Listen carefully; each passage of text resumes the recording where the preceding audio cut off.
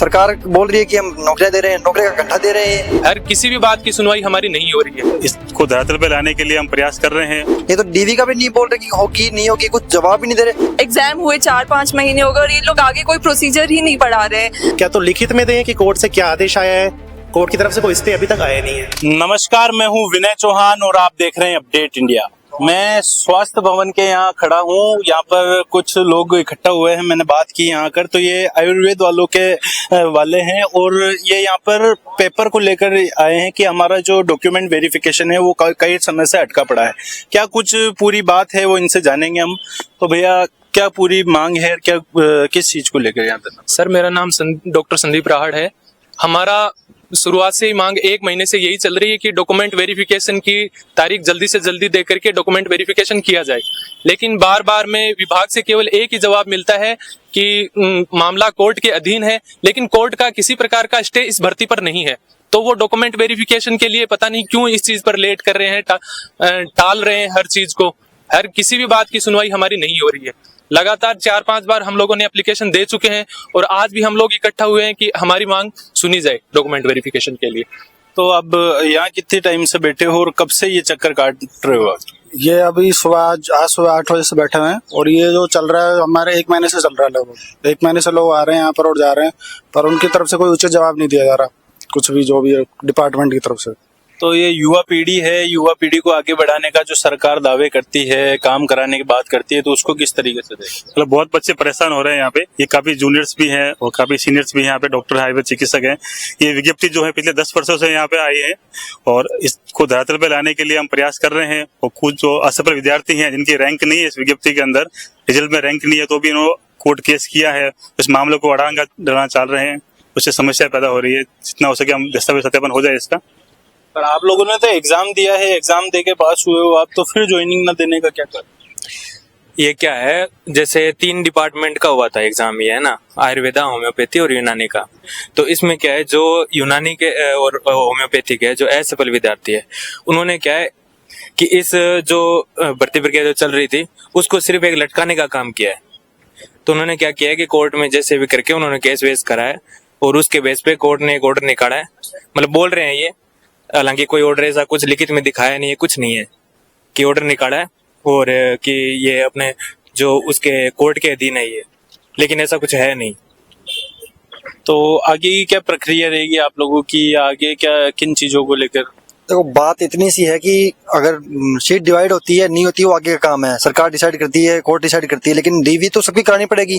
जो लिस्ट निकली उसमें सभी बच्चे हैं, तो डीवी तो करवाओ, आगे का काम आगे देखेंगे, उसके बाद में पता लगेगा क्या होता है क्या नहीं होता।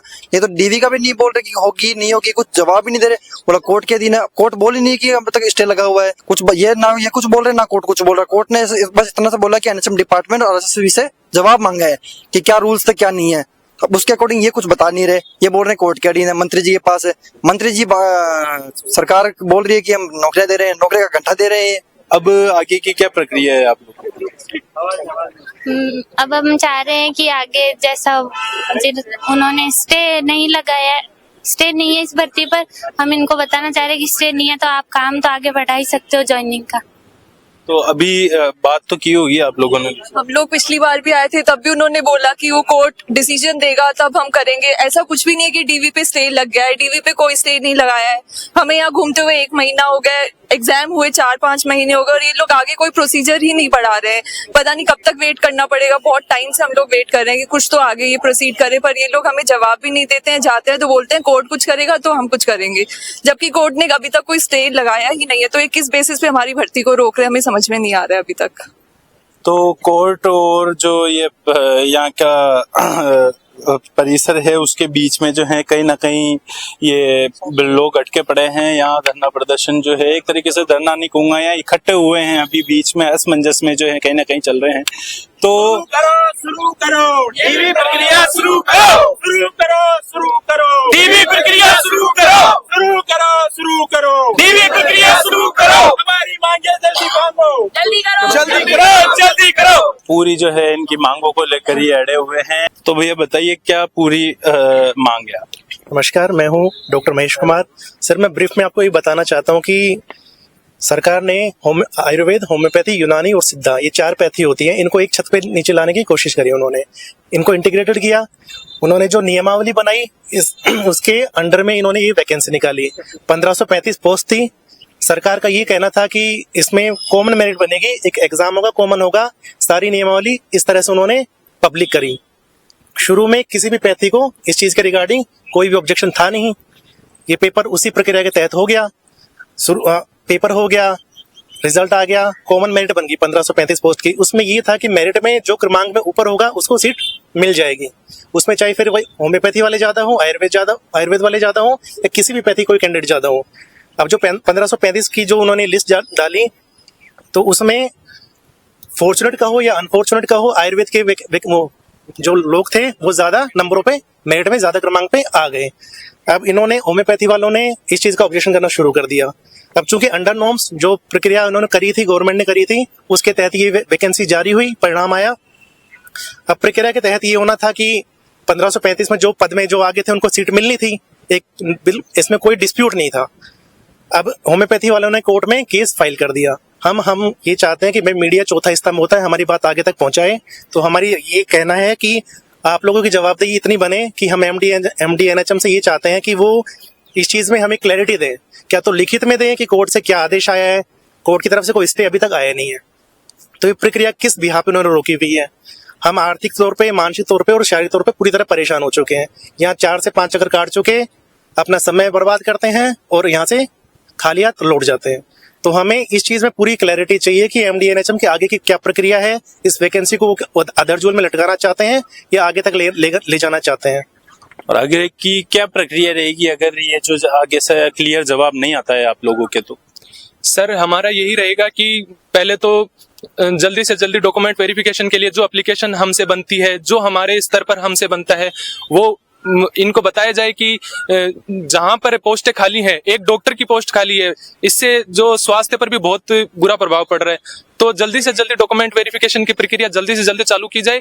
और दूसरी चीज, जिस चीज पे सामने वाले मुद्दा उठा रहे हैं कि पेपर हार्ड था, ऐसा कुछ नहीं था, क्योंकि फर्स्ट रैंकर ही होम्योपैथी का है, तो उस चीज पर नेग्लेक्ट हो जाते हैं बातें सारी। इसलिए यही रहेगा कि एमडी एनएचएम हमें आश्वासन दे कि जल्दी से जल्दी डॉक्यूमेंट वेरिफिकेशन की प्रक्रिया करवा करके और जल्दी से जल्दी ज्वाइनिंग दे दी जाए। और अभी आप लोगों ने किससे बात की है और क्या कुछ बातें हुई? अभी तक हमने सबसे पहले एनएचएम डायरेक्टर साहब से बात करी थी, तो उन्होंने उस प्रोसेस को आगे बढ़ाने के लिए आश्वासन दिया था शुरू में। उनको ज्ञापन देने के बाद हमने डायरेक्टर और चिकित्सा मंत्री जी से बात करी। उसके बाद हमने सीएमओ में भी दिया, डॉक्टर किरोड़ीलाल मीणा जी से बात करी हमने, तो उन्होंने अभी तक यही आश्वासन दिया है कि आपका प्रोसेस आगे बढ़ाएंगे हम लोग। परंतु उसके बावजूद 1 महीने से प्रोसेस आगे नहीं बढ़ रहा और विद्यार्थी लगातार इस चीज से तंग आ रहे हैं और मानसिक रूप से प्रताड़ित हो रहे हैं। तो उसके लिए कुछ ना, या तो वो कुछ अकाउंटेबिलिटी करे किसी को, जो भी अधिकारी लोग है या कोई भी है। इस पे केस फाइल किया हुआ है। तो उनका पहला पॉइंट ये है कि पेपर हमारा हार्ड था और आयुर्वेद का पेपर सिंपल था। तो सर पहली बात तो जो जिनका सिलेक्शन नहीं हुआ, जो असफल विद्यार्थी है, वो ये डिसाइड करने वाले नहीं है कि पेपर हार्ड है सिंपल है, ये एक्सपर्ट डिसाइड करेंगे सर। और दूसरी बात ये, अगर वो एग्जाम में बैठे हैं तो सिंपल सी बात है, अगर उनको ऑब्जेक्शन करना था तो विज्ञप्ति के टाइम करना था, जब विज्ञप्ति रिलीज हुई है सर।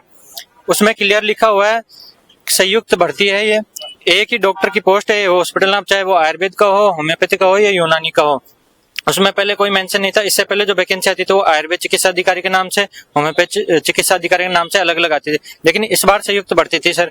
और तीसरा पॉइंट उनका सर ये बोल रहे हैं वो कि हम आयुर्वेद के जो कैंडिडेट है उनका सिलेक्शन ज्यादा हुआ है, 1535 पोस्ट है, उसके 2 गुना उन्होंने डीबी के लिए पास किया। तो सर रजिस्टर्ड जो डॉक्टर है आयुर्वेद के, वो होम्योपैथ से 3 गुना ज्यादा है और यूनानी से सर 9 गुना ज्यादा है। तो ऑब्वियस सी बात सर, एग्जाम में अगर ज्यादा लोग बैठे तो सेलेक्ट भी ज्यादा लोग होंगे, तो ये पॉइंट उनके बिल्कुल यहाँ पे खारिज हो जाते हैं। तो इसलिए हमारी एनएचएम स्वास्थ्य विभाग से यही मांग है कि हमारी जल्दी से जल्दी डीबी प्रक्रिया चालू करी जाए सर।